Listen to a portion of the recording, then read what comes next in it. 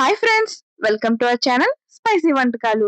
ఈ రోజు మనం అందరూ ఎంతో ఇష్టంగా తినే ఆంధ్ర స్టైల్ దోసకాయ రోటి పచ్చడిని ఎలా తయారు చేయాలో తెలుసుకుందాం. ఈ దోసకాయ పచ్చడి ఇడ్లీ, దోస అన్నంలోకి చాలా బాగుంటుంది. అలాగే ఒక 15 రోజుల వరకు ఈ దోసకాయ పచ్చడి నిల్వ ఉంచుకోవచ్చు. ఈ పచ్చడిని నేను చేసినట్టు చేయండి. టేస్ట్ అద్భుతంగా వస్తుంది. మీకు కూడా చాలా బాగా నచ్చుతుంది. మరి వీడియోలోకి వెళ్ళిపోదామా? Let's go! ముందుగా ఈ దోసకాయలనేవి మరీ పచ్చివి కాకుండా, మరీ పండువి కాకుండా ఉండేలా చూసుకోండి. అప్పుడే మనకి దోసకాయ పచ్చడనేది బాగా వస్తుంది. ఇప్పుడు దోసకాయ మీద తొక్క మొత్తం చెక్కేసుకొని, వాటిని ముక్కల కింద కోసుకొని, లోపల ఉన్న గింజలు మొత్తం తీసేసుకోండి.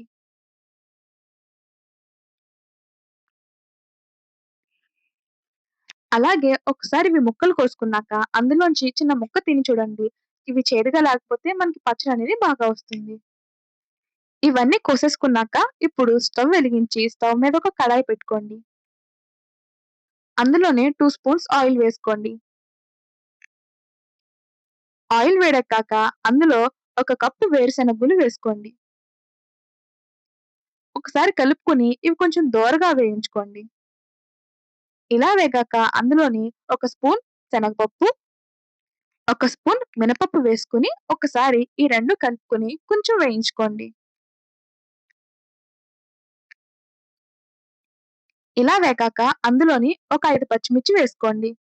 అలాగే కొంచెం కొత్తిమీర, అలాగే ఒక స్పూన్ ధనియాలు కూడా వేసుకొని ఒకసారి ఇవన్నీ బాగా కలుపుకొని కొంతసేపు వేయించుకోండి.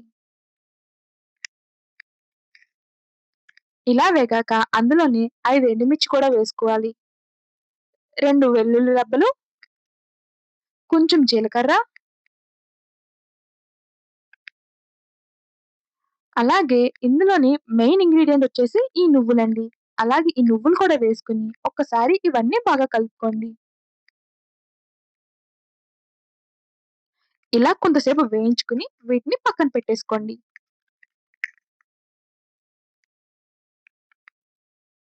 చూసారు కదా! ఇవిలా పక్కన పెట్టుకొని చల్లారబెట్టుకోండి. ఇప్పుడు అదే బాణీలో కొంచెం నూనె వేసుకొని అది వేడెక్కాక అందులోని ఒక పెద్ద సైజ్ టమాటా ముక్కలు వేసుకొని వాటిని సాఫ్ట్‌గా అయ్యేంత వరకు ఉడికించుకోండి. చూడండి ఇలా సాఫ్ట్‌గా అయిపోయాయి. ఒక్కసారి వీటిని కలుపుకొని ఇప్పుడు ఇందులోకి మనం ఇందాక ముక్కలుగా కట్ చేసి పెట్టుకున్న దోసకాయ ముక్కలు కూడా వేసేసుకోండి.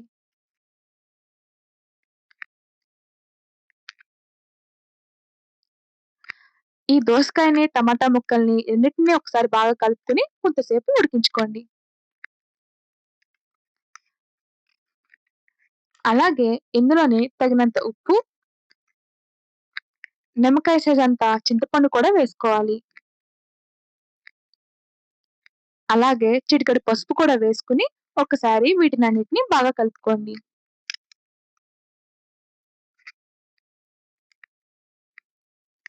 ఇలా కలుపుకొని కొంతసేపు ఉడికించుకోండి. చూడండి ఇలా ఉడికిపోయాయి. ఇప్పుడు వీటిని కూడా పక్కకు పెట్టేసుకోండి. ఇప్పుడు రోట్లోకి మనం ముందుగా వేయించుకొని చల్లారబెట్టుకున్న పప్పులన్నిటిని వేసుకోండి. ఇవన్నిటిని మెత్తగా అయ్యేలా రుబ్బుకోండి.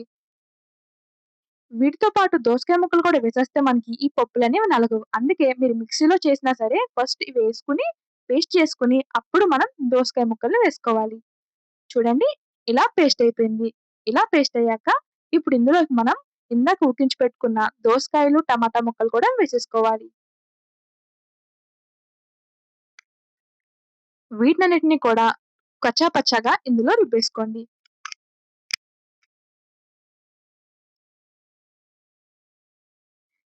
ఇలా మొత్తం రుబ్బుకున్నాక ఇందులోకి మనం ఒక పెద్ద సైజు ఉల్లిపాయ ముక్కలు కూడా వేసుకోవాలి. వాటితో పాటు వీటిని కూడా మొత్తం కచ్చా పిచ్చాగా రుబ్బేసుకోవాలి. చూసారు కదా! అంతే మన దోసకాయ పచ్చడి అయిపోయింది. ఇప్పుడు ఈ దోసకాయ పచ్చడిని మొత్తం తీసేసుకొని పక్కన పెట్టేసుకోవాలి. ఇప్పుడు ఇందులోకి తాలింపు కోసం మళ్ళీ స్టవ్ వెలిగించుకొని దాని మీద కడాయి పెట్టుకొని అందులోనే హాఫ్ కప్ ఆయిల్ వేసుకోవాలి. అది వేడెక్కాక అందులోనే హాఫ్ స్పూన్ ఆవాలు, హాఫ్ స్పూన్ జీలకర్ర, హాఫ్ స్పూన్ మినపప్పు,